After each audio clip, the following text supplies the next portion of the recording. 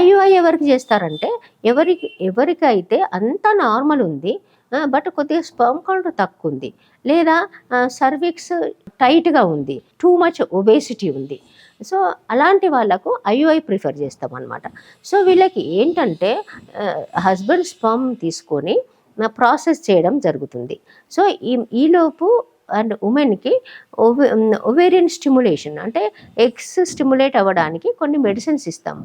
So egg ready ఉన్నప్పుడు, అంటే suppose మేము ఇందాక అనుకున్నాం కదా, 12th డేనో 14th డేనో మధ్య మధ్యన ఫాలిక్యులర్ స్టడీ చేసి స్కాన్ చేసి చూస్తాము. ఫాలిక్యుల్ రెడీ ఉన్నప్పుడు ఈ ఇన్సెమినేషన్ అంటే స్పర్మ్ తీసుకొని, అంటే వాష్డ్ స్పర్మ్స్ తీసుకొని ఒక ఐయుఐ క్యాథెటర్ ద్వారా గర్భసంచిలో ప్రవేశపెట్టడం జరుగుతుంది. అండర్ ఎసెప్టిక్ ప్రికాషన్స్ ఆపరేషన్ థియేటర్లో చేస్తాము. దాని తర్వాత కొన్ని మెడిసిన్స్ ఇస్తాము. సో దీనికి అనస్థీసియా అవసరం లేదు ఐయుఐకి.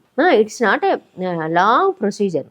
మామూలుగా అంతా ఒక హాఫ్ అన్ అవర్లో అయిపోతుంది. బట్ ప్రాసెసింగ్ హస్బెండ్ పొద్దున్న వచ్చేసి స్పర్మ్ ప్రాసెసింగ్ చేస్తే అది తొందరగా అయ్యే ఛాన్స్ ఉంటుంది అనమాట. ఐవీఎఫ్ సక్సెస్ రేటు ఏంటంటే 40 to 50% మాత్రమే. That is world wide accepted. So suppose fail అయింది అనుకోండి, కొంతమందికి ఐవీఎఫ్ ఫెయిల్ అయింది అనుకోండి, మళ్ళీ చేయించుకోవచ్చు.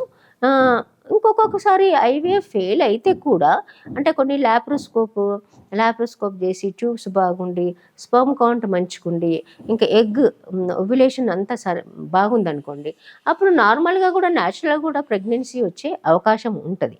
ఇంకా కొన్ని డిసీజెస్ ఉంటాయి, లైక్ ట్యూబర్క్లోసిస్, ఎండోమెట్రైటిస్, అంటే ఎండోమెట్రియంకు టీబీ కానీ ఏమన్నా పట్టిందనుకోండి, క్రానిక్ ఇన్ఫెక్షన్ అది టీబీ అనేది.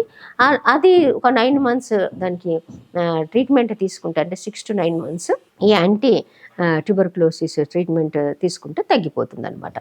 సో ప్రెగ్నెన్సీ రాదని లేదు, as long as uterus is healthy and sperms eggs are there, ఎలాగో అలాగో ప్రెగ్నెన్సీ మాత్రం వస్తుంది.